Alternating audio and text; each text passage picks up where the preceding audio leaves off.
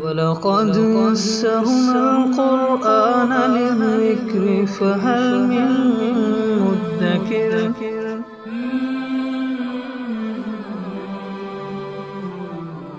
آیت نمبر 38 سورہ مدثر۔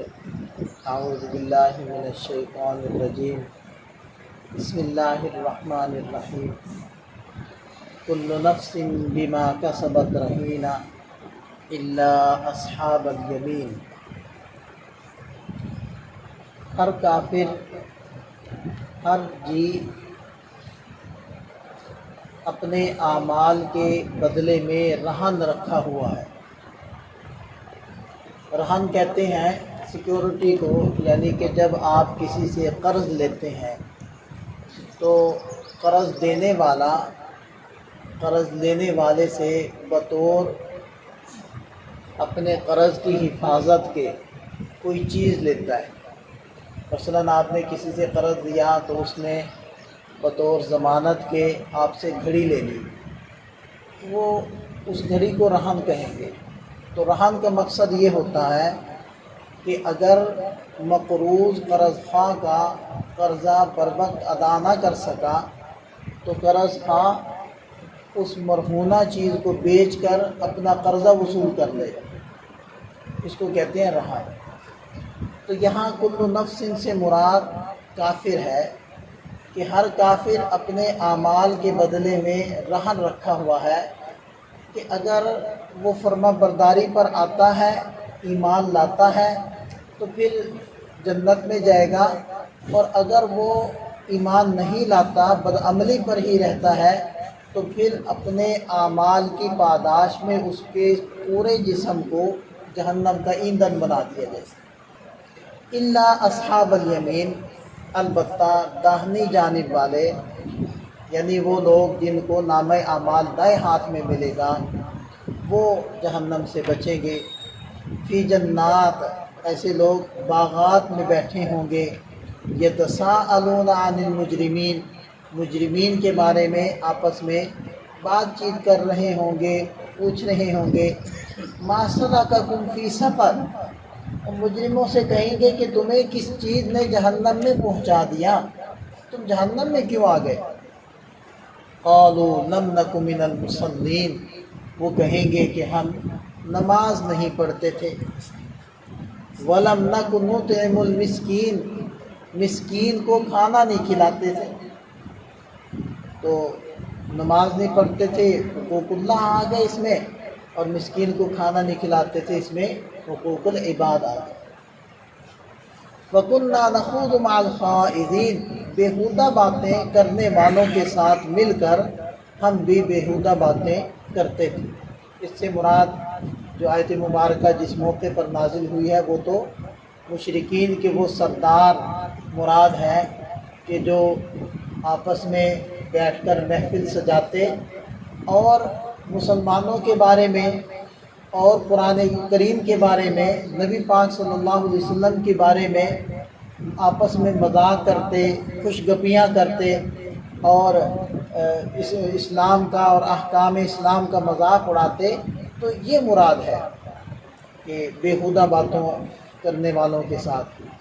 البتہ چونکہ قرآن کریم کے الفاظ عام ہوتے ہیں، اس کے احکام بھی عام ہوتے ہیں، لہٰذا ہر ایسی محفل یا مجلس جو فضولیات پر مشتمل ہو، جس میں ایسے کام کیے جائیں جن کا نہ آخرت میں کوئی فائدہ ہے نہ دنیا میں کوئی فائدہ، تو پھر وہ سارے محافل کو یہ آیت مبارکہ عام ہوگی۔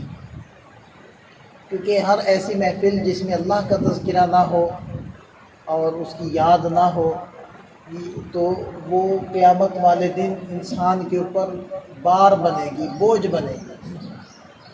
اور فرمایا کہ وَكُنَّا نُكَذِّبُ بِيَوْمِ الدِّينِ، ہم بدلے کے دن کا انکار کرتے تھے، اس کو جھٹلاتے تھے۔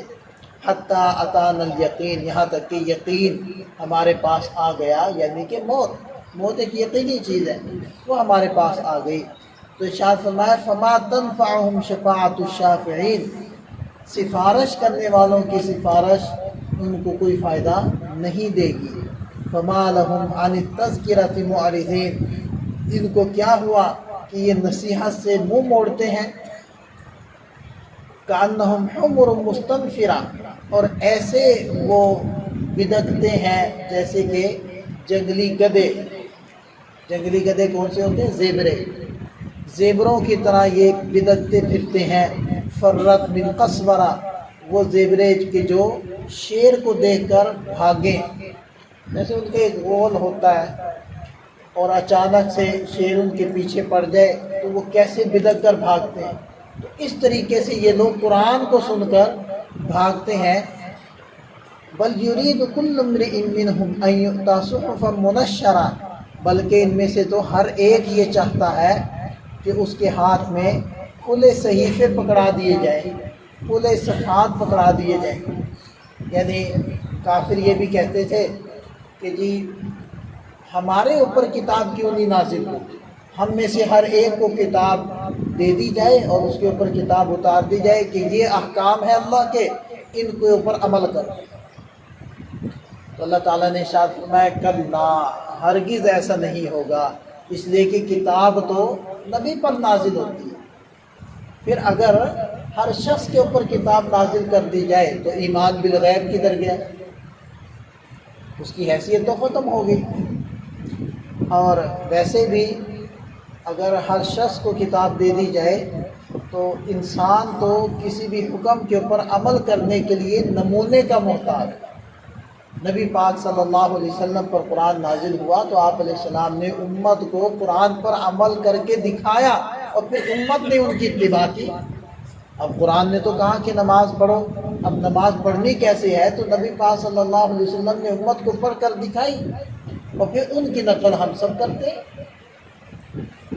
تو اگر یہ کہتے ہیں کہ ان میں سے ہر ایک کے اوپر کتاب نازل کر دی جائے تو نمونہ کون ہوگا؟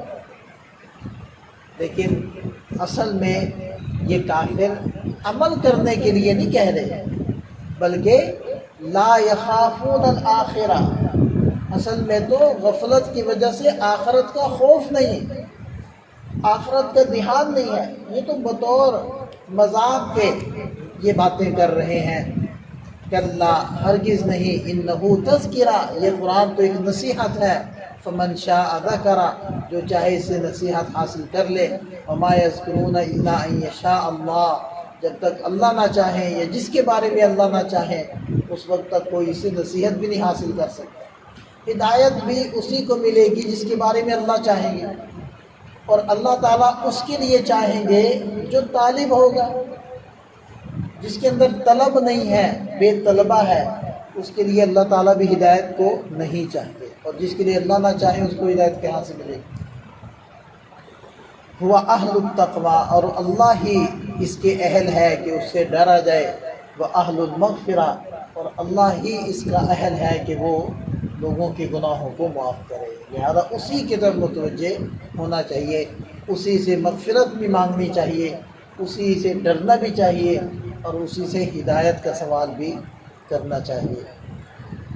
اللہ تعالی ہمیں سمجھ عطا فرمائے، عمل کی توفیق